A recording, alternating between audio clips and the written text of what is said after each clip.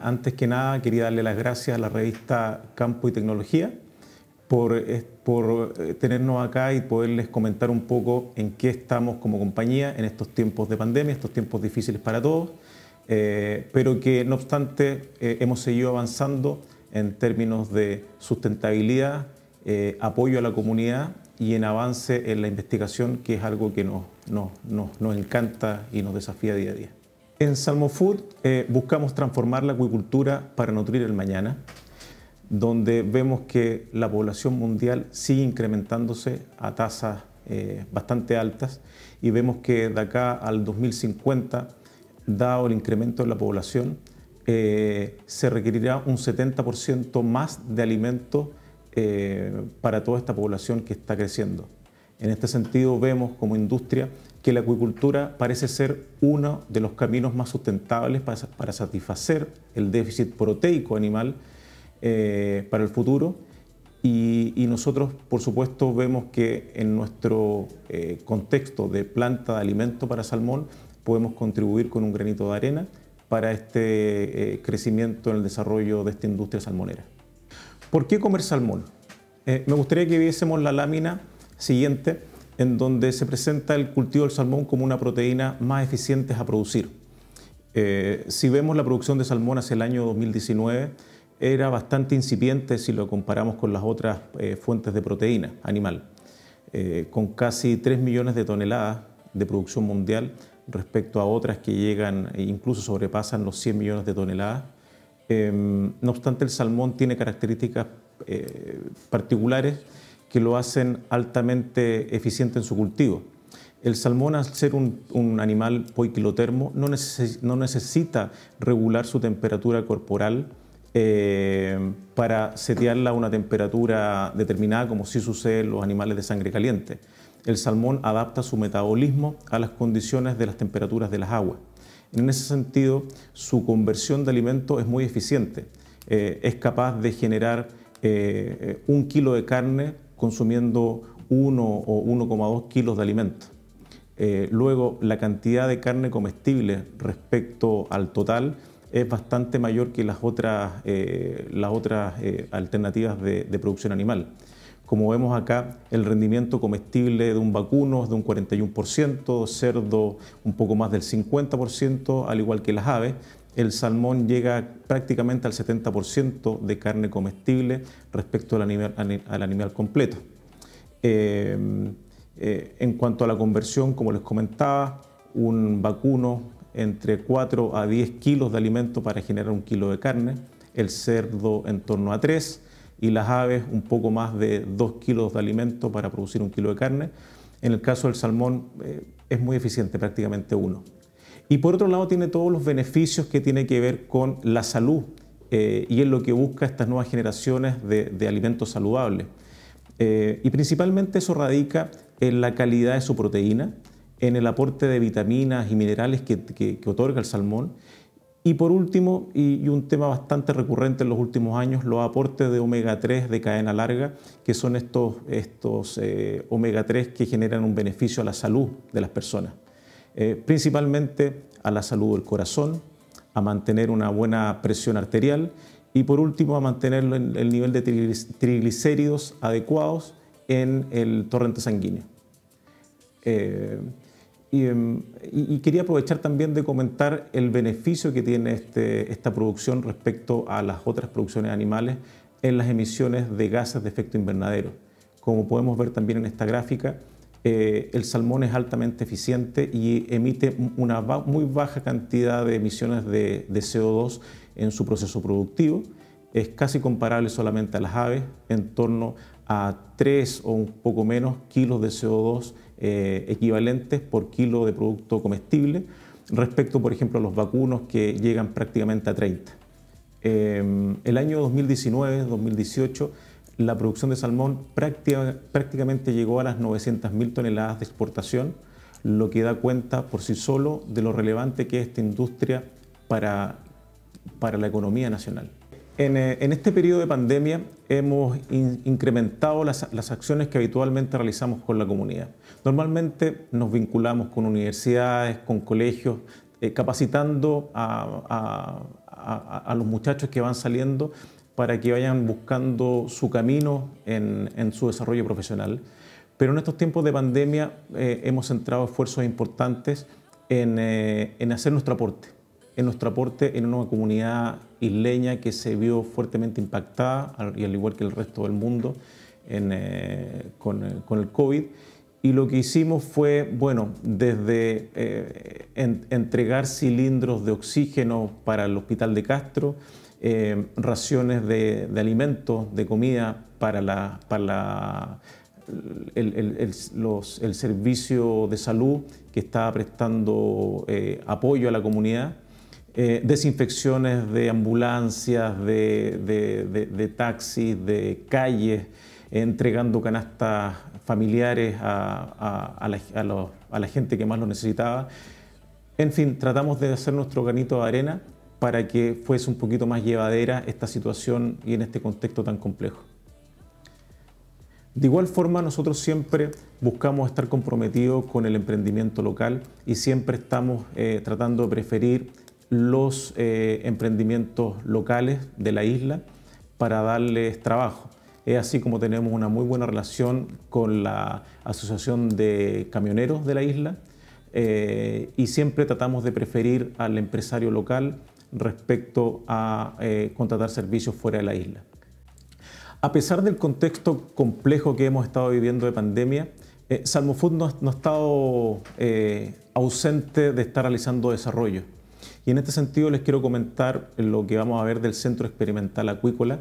el cual, si bien nosotros teníamos instalaciones que eran bastante menores, pero que eran capaces de ser un aporte para la investigación y desarrollo que la compañía necesitaba, en estos tiempos de pandemia hicimos una inversión importante y estamos orgullosos de nuestro CEA, que es el Centro Experimental Acuícola. Este CEA se encuentra ubicado en el sector de Quillaipe, cercano a Puerto Montt, y es una instalación que está en el borde marino, por lo tanto nos permite trabajar con agua dulce, agua salada y nos da continuidad a muchas de las actividades de I+D que veníamos realizando. En este CEA nosotros realizamos ensayos que nos permiten validar las soluciones que ofrecemos al mercado, evaluamos nuestras materias primas con ensayos de digestibilidad en vivo, o sea, conocemos la realidad de lo que efectivamente el salmón es capaz de aprovechar de los alimentos que le estamos entregando. Y también es una instancia que nos permite involucrarnos con centros especializados, universidades, y de tal manera de mantener un vínculo con el mundo científico local. En este sentido, la innovación ha sido un driver importante de lo que hacemos. Por eso les quería mostrar qué es lo que hacemos nosotros en términos de innovación. Desde el año 1996, casi en conjunto con la creación de Salmo Food, se desarrolla CETEXAL como Centro Tecnológico del Salmón. Y CETEXAL lo que pretendía en ese minuto era ver qué materias primas permitirían un mejor performance de los salmones y además desde ese minuto empezar a ver cuáles materias primas eran posibles candidatos a un reemplazo gradual de la harina y el aceite de pescado en salmones y truchas. Con el correr de los años se le fue dando continuidad a lo que CETEXAL había iniciado y comenzamos a tener un vínculo con Nofima, Aquaforce en ese minuto, que es el Instituto Noruego de Investigación en Acuicultura, donde comenzamos a trabajar fuertemente en los requerimientos nutricionales y sustitutos marinos, como proteínas y grasas. En el año 2000 comenzamos un proyecto muy importante que fue la evaluación de digestibilidad en vivo de todas las materias primas que ocupábamos. Eso dio pie a la formulación de nuestras dietas, pero en base a nutrientes digestibles, lo cual nos permitió salir al mercado con un nuevo desarrollo de dietas donde no solamente teníamos que preocuparnos de las materias primas que ocupábamos, sino que más allá de ellas, saber que no dependíamos de materias primas en particulares, sino que de nutrientes y de lo que esos nutrientes efectivamente aportaban realmente al salmón. En el año 2017 finalizamos nuestros estudios de reemplazo total de harina de pescado, que fue un trabajo que nos permitió ir un poquito más allá. Comenzamos de una manera importante a trabajar en la nutrogenómica, de tal manera de ver qué genes podían ser alterados con esta nueva forma de alimentar a los peces, y nos dio sustento para seguir avanzando respecto a dietas que tuviesen total independencia de ingredientes marinos, los cuales en el último año ya terminamos con el último ensayo, que era formular dietas con completa ausencia de ingredientes marinos, no solamente sacando de las dietas la harina de pescado, sino que también sacando el aceite de pescado y siendo reemplazado por una variedad de nuevas materias primas que aportan estos famosos EPA y DHA, que solamente se encontraban en el aceite de pescado y que hoy día, a través de nuevas alternativas, nos abren un nuevo camino de cómo realizar este reemplazo. Es así como hoy día tenemos aceites de canola que cuentan con una fracción de omega 3, de EPA-DHA, otras materias primas que son a partir de algas, y que también ellas le dan una alternativa y una flexibilidad a nuestras formulaciones. Dentro de las materias primas proteicas, un poco les quiero mencionar cuáles son las que hoy día se están utilizando, que son las que se presentan acá en esta gráfica, y que dan cuenta de las complejidades que tiene la formulación de alimentos para salmones, dado que se tienen que conjugar aspectos técnicos de la formulación propiamente tal, con temas de sustentabilidad y también del performance en el animal. Tenemos materias primas como la harina de pescado, altamente concentrada en proteína, para llegar a algunos productos que son, por ejemplo, la frecho de raps, que tiene un contenido de proteína que es más bien menor, de en torno al 30%, pero que es interesante porque lo tenemos acá a la mano. No hay una complejidad logística que hoy día, en estos tiempos de pandemia, se ha complejizado bastante. Y además vemos con muy buenos ojos algunas materias primas potenciales que hemos estado investigando, que hemos tenido acercamiento con agricultores locales, como son el haba y la arveja forrajera, donde principalmente nosotros hemos hecho ver nuestras observaciones, en particular por el contenido de proteína, donde vemos una oportunidad en concentrar esa proteína, ya que las dietas de salmones hoy día prácticamente un 50% de la dieta o del pellet es líquido. Son dietas con alrededor de un 40% de grasa, de lípidos, un 5, un 6, un 7% de humedad, y por lo tanto es muy complejo, por el espacio que tiene este pellet, esta fórmula, incluir materias primas que sean con proteínas diluidas. Buscamos, por el contrario, materias primas que estén altamente concentradas, así como vemos en la gráfica la harina de pescado con 67, casi de 70% de proteína, harinas animales con 90, 80% de proteína. Por lo tanto, materias primas concentradas, como pudiese ser este concentrado proteico de arveja, con un 70, 68% de proteína, son materias primas candidatas a ser incluidas en nuestras formulaciones. En términos de sustentabilidad, que es uno de nuestros objetivos fundamentales, un pilar relevante en lo que hacemos en Vitapro Chile, nosotros hemos buscado trabajar con pesquerías que son responsables, pesquerías sustentables, que hacen una explotación del recurso de manera regulada. Es así como hemos desarrollado importantes alianzas en nuevas certificaciones, en Marine Trust, donde hemos sido uno de los actores que ha llevado la bandera en que esta certificación sea rápidamente adquirida por nuestros proveedores, por la industria pesquera. Por otro lado, utilizamos harinas de pescado que provengan desde pesquerías legales. Participamos y siempre tratamos de que nuestros proveedores de insumos vegetales, ese insumo vegetal sea cultivado en una agricultura sustentable, que no se haga daño al ecosistema, por ejemplo, en el concentrado proteico de soya o los subproductos de soya que traemos de Brasil deben provenir de zonas que no sean deforestadas para poner estos cultivos, sino que estén en convivencia con el entorno. Por otro lado, esta evolución que les comentaba hace un tiempo de ir disminuyendo la inclusión de harina y aceite de pescado en las dietas y este reemplazo desde otras fuentes de proteínas, desde otras fuentes de grasa, nos ha llevado a tener indicadores de uso de insumos marinos, indicadores muy atractivos. Es así como nosotros vemos este FIFO, que es la cantidad de pesca que ingresa a las formulaciones y el producto terminado que finalmente se entrega al mercado, cómo esa relación ha ido cayendo dramáticamente en la última década y donde vemos que a comienzos de los años 90 era cercana a 5 ese indicador,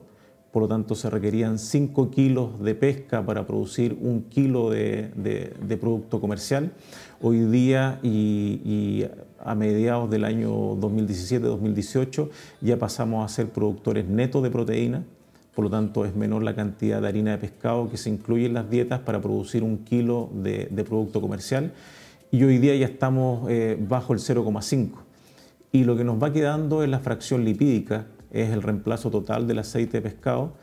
con el cual ya pasaríamos a ser productores netos, no solamente de proteína muy saludable, sino que también de grasas, de lípidos, también que es muy saludable y que se produce a través de un proceso, de una transformación a través del salmón para llegar con un producto saludable a la mesa de nuestros consumidores. Por último, les quería aprovechar esta oportunidad para comentarles qué es lo que hacemos en términos de la producción sustentable en nuestra planta.